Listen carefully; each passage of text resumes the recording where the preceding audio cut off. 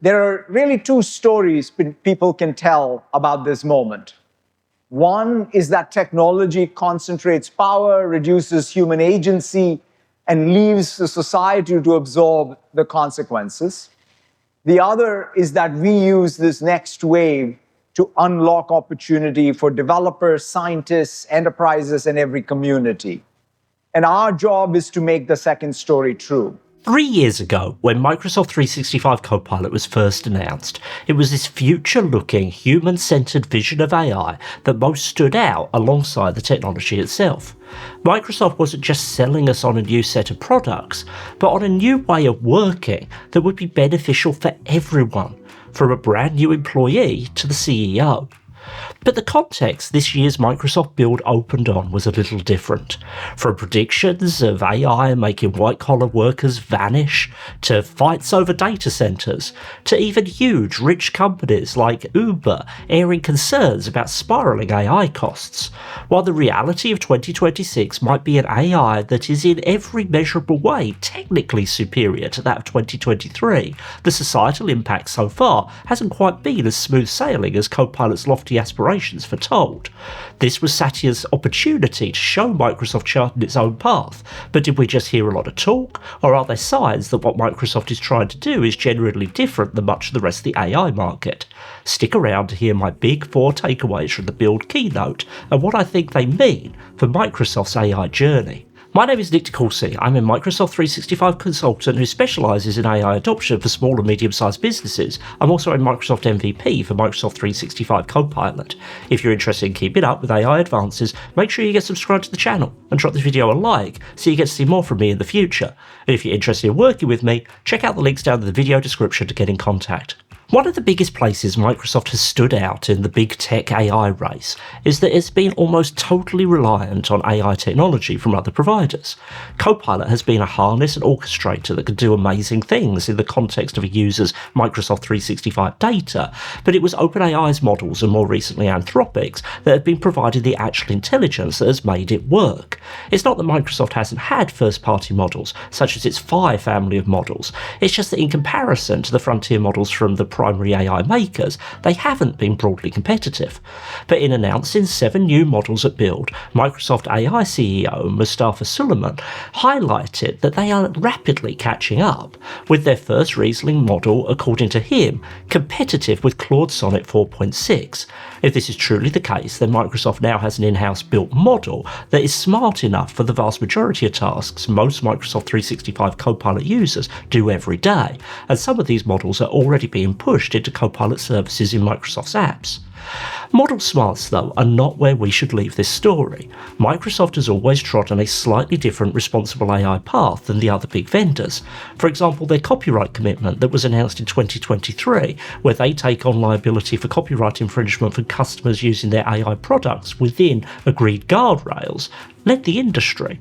Microsoft has tended to take a more proactive and balanced approach to mitigating their customers' risks, while others have seemed to give greater focus to justifying potential infringements. Albeit, there was one big slip-up by Suleyman himself back in 2024 that might give credence to those who suggest this itself is really good spin rather than radically different intent. At Build, along with the model announcements, Microsoft AI went further than competitors in laying out a path of unambiguous commercial provenance for the data going into creating the model, alongside enterprise ownerships of the results on the other end. In a market where competitors like OpenAI have started floating the idea of shared interest in created intelligence, there's clarity that focuses in on the core of the risks businesses might see when choosing these AI models should be applauded. The test, though, will be whether the small print is as differentiated from the rest as the headline, and that is something that must wait for another video, as I'm recording this just a few hours after the event. Suleyman was also unambiguous in the intent of his lab. We at MAI are building towards what we call humanist superintelligence, state-of-the-art AI capabilities that are explicitly designed to serve people and organizations and not replace them. Because the type of AI that we create really does matter. We need an AI that places humanity first, that always prioritizes human well-being and human progress. This is the core philosophy and motivation behind our superintelligence efforts at Microsoft, and it shapes everything that we do. These are big ideals, and on the face of it, this is a story of Microsoft trying a new way of communicating the value of an AI model, being clear on being good, but not being number one in terms of pure intelligence, but differentiating on other factors that competitors often seem to ignore. Frankly, versus the alternative of here's a model that's like a team of PhDs and check out our new ads. I'll go with Microsoft's approach for now. At Ignite 2025, Microsoft announced Work IQ, an intelligence layer driving the right context to Copilot from your work data, alongside Foundry IQ and Fabric IQ, similar ideas for those services. At Build, this list was joined by Web IQ, a similar intelligence layer for web data, and some clear connective tissue branding showing that the Microsoft IQ concept is something that can grow across the entire contextual layer AI relies upon in different scenarios. The story here that supports Nadella's AI for good narrative is that the context in question largely continues to be the value delivered into the system by humans. Not just data in the this is how I found it and now we do AI sense, but the living, evolving work product where not just semantic meaning, but also process signals driven by how humans do work and how the work relates to them have relevance. But the frank reality is that even for Microsoft, this continues to be a moving feast and sits somewhere between delivered technical reality and snazzy marketing of what should be possible. There are few things that continue to demonstrate the true value of humans to organisations, like Copilot reading all your data and still completely misunderstanding the context. It has, in really big ways, gotten a great deal better and has evolved markedly over just the last half year or so since Ignite, but we shouldn't pretend this is a fully solved problem, where all that is needed is to add on similar capabilities for web grounding. For Microsoft and all other AI vendors, this work context issue continues to be a very live area of development. The area where Microsoft does set itself apart here, though, isn't that it's necessarily massively ahead of everyone else, but that it is approaching the issue differently and in a way that is arguably a lot more human-centred. Microsoft's context injection technology works seamlessly with real human work assets, where the context that gets used and acted upon is readily accessible and editable by our colleagues with or without Copilot. And even in areas of innovation, like the frontier tuning that was announced at Build, the value is broader than just taking a dump of your business data and training a model on it. It can learn from how work is done, not just the outputs produced, meaning that the ongoing work of employees leads to iterative refinement of the AI alongside the AI helping those employees to achieve more. This is engineered symbiosis, not replacement. Nadella tackled the seemingly worldwide pushback about data centers head on. How do we earn the permission from the communities in which we're building these data centers? And that's where these principles ground us and focus us. How do we ensure that the DCs do not increase the electricity prices? Making sure that we are replenishing all our water use, creating jobs in the local communities for the local residents, adding to the tax base.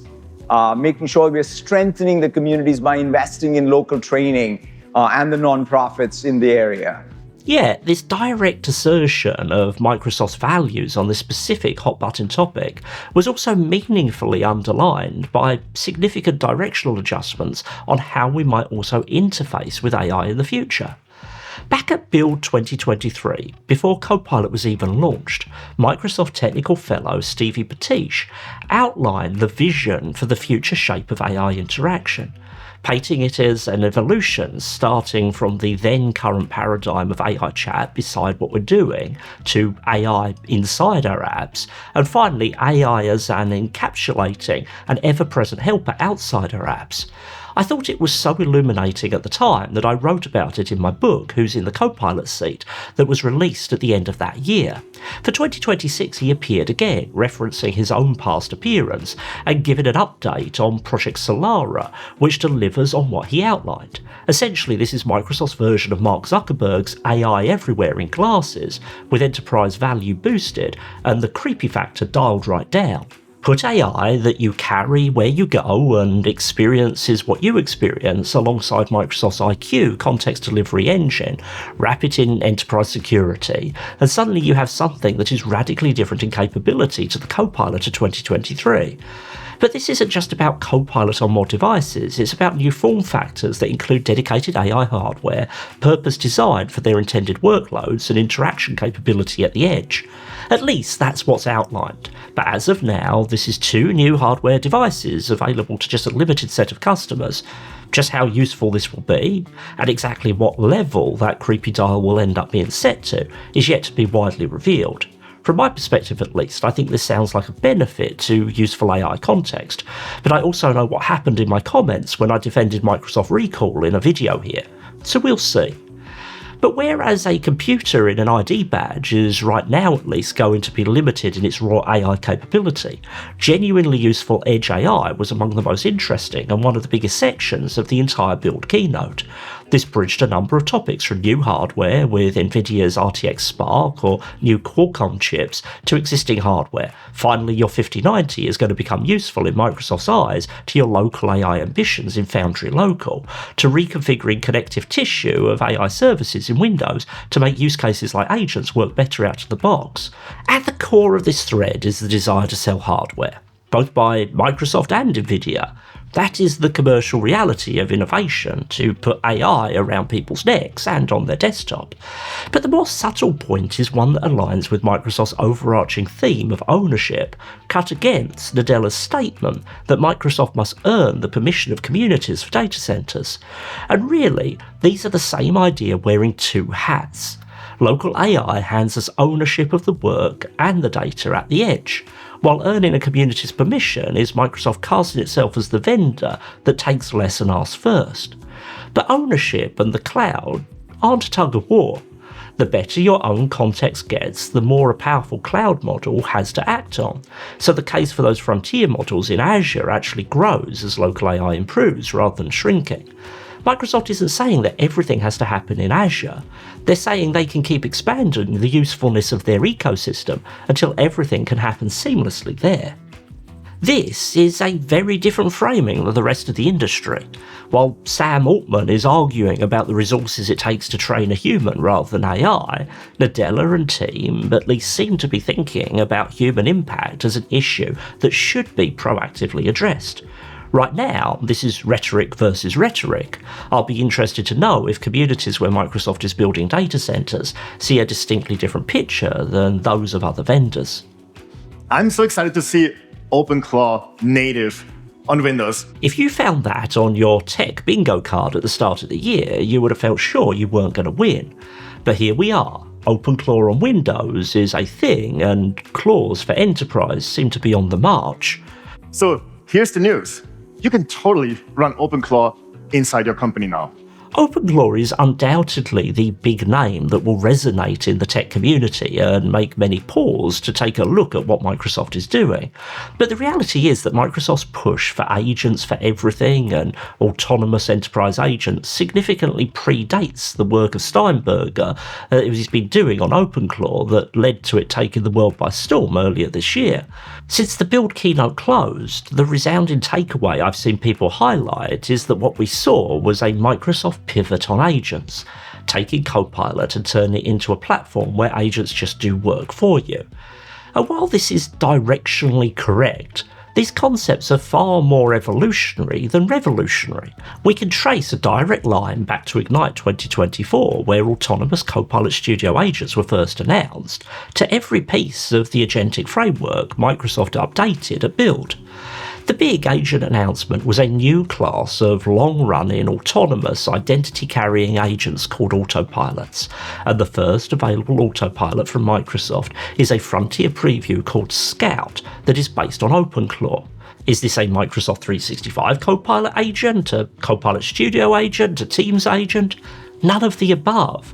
This is an agentic app that you run directly on your PC that uses cloud-based AI but carries out tasks, including system commands and web browsing locally within your system.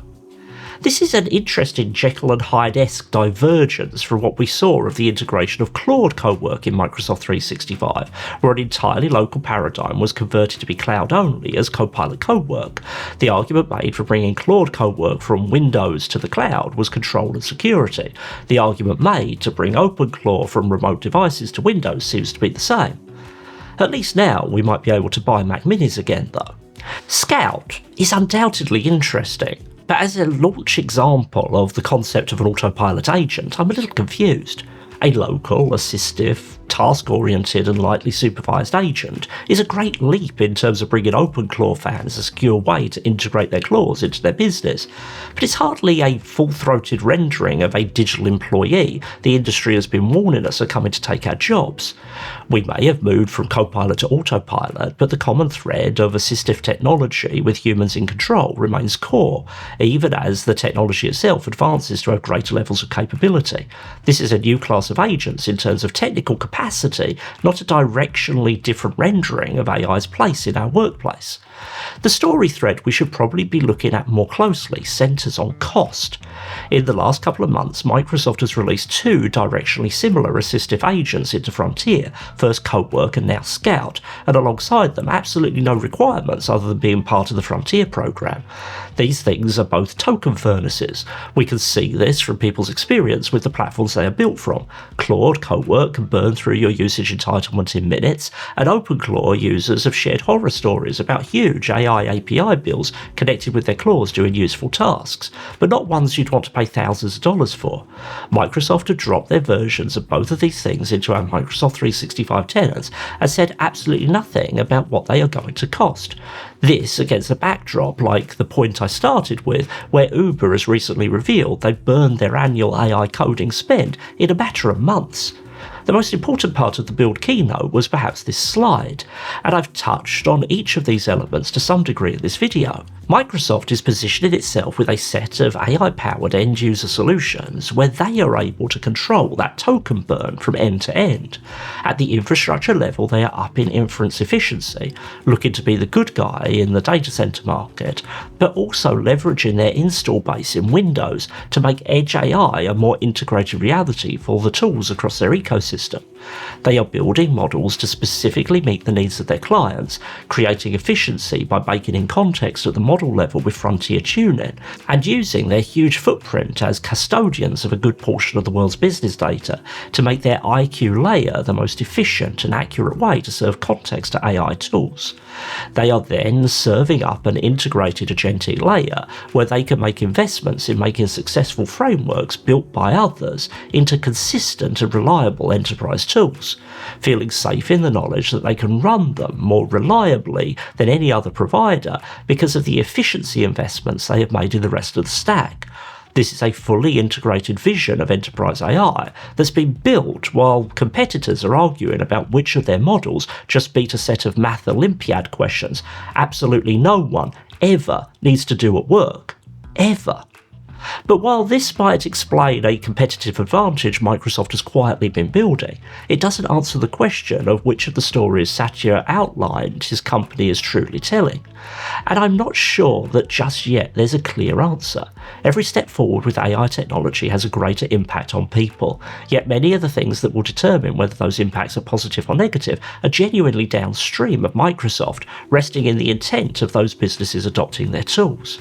Where Microsoft has been fairly consistent is in giving the potential for positive downstream impacts room to breathe. I would argue that in recent months, from a pure technology basis, Microsoft's position across the wider industry has been becoming stronger and stronger. A lot of businesses I talk to are looking again at Copilot and other Microsoft AI tools, and for very good reason. Perhaps the more forceful positive framing from Nadella and Suleyman at Build was a representation of newfound confidence to lead with Microsoft's unique vision of AI. For me, it's this broader vision that piqued my interest when Copilot was first announced, and it's the thing I've been eager to hear more of as time has gone on. I'm glad to see this AI for good framing return, and I hope Nadella is now positioned to make this Microsoft's delivered reality as time goes on. I'd be really interested to hear what you think. Were the takeaways that I took from the keynote the same as yours? And what do you think of this direction that Microsoft is painting? Not just on the technology, but the why behind it. Start that conversation down in the comments. Thanks for watching through to the end. I hope this video was useful. Until the next one, bye bye.